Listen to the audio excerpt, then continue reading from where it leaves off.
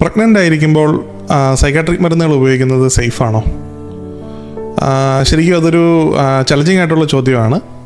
Pregnant ആയിരിക്കുമ്പോൾ ideally ഒരു മരുന്നുകളും, സൈക്കാട്രിക് മരുന്നുകൾ മാത്രമല്ല ഒരു മരുന്നുകളും ഉപയോഗിക്കാതിരിക്കുന്നത് തന്നെയാണ് സേഫ് ആയിട്ടുള്ള ഓപ്ഷൻ. പക്ഷേ നമുക്കറിയാമല്ലോ, നമ്മളങ്ങനെ ഐഡിയൽ ആയിട്ടുള്ള ഒരു സിറ്റുവേഷൻ ഒരിക്കലും ഉണ്ടാവാറില്ല.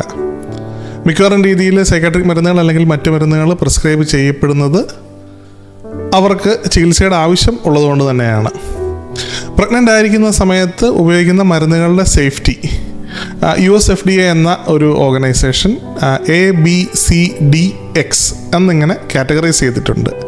അതിൽ സേഫ് എന്ന് നമുക്ക് പറയാൻ പറ്റുന്നത് ആകെ കാറ്റഗറി എയിൽ വരുന്ന മരുന്നുകളാണ്. ഉദാഹരണത്തിന് ഫോളിക് ആസിഡ് മുതലായവ, അവയാണ് നമുക്ക് അഡ്വൈസബിൾ ആയിട്ടുള്ളത്, അതായത് പ്രഗ്നൻ്റ് ആയിരിക്കുന്ന സമയത്ത് എടുക്കണം എന്ന് നമ്മൾ പറയുന്ന മരുന്നുകൾ. മറ്റ് കാറ്റഗറിയിൽ വരുന്ന മരുന്നുകൾ അതാ BCDX ഇവയെല്ലാം തന്നെ പറ്റുവാണെങ്കിൽ ഒഴിവാക്കേണ്ടവയാണ്.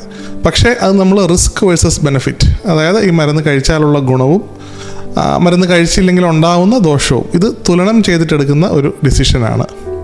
അതുകൊണ്ട് തന്നെ പ്രഗ്നൻ്റ് ആയിരിക്കുന്ന അവസ്ഥയിൽ നിങ്ങൾക്ക് ആവശ്യമാണെങ്കിൽ ഡോക്ടർ നിങ്ങൾക്ക് മരുന്നുകൾ പ്രിസ്ക്രൈബ് ചെയ്തേക്കാം. അപ്പോൾ അത് ഈ USFDA കാറ്റഗറൈസേഷൻ മനസ്സിൽ വെച്ചുകൊണ്ടാണ് ഡോക്ടർ അത് ചെയ്യുക. അതുകൊണ്ട് തന്നെ അത്തരം സാഹചര്യങ്ങളിൽ പ്രിസ്ക്രിപ്ഷൻ ഫോളോ ചെയ്യേണ്ടത് ഇമ്പോർട്ടൻ്റ് ആണ്.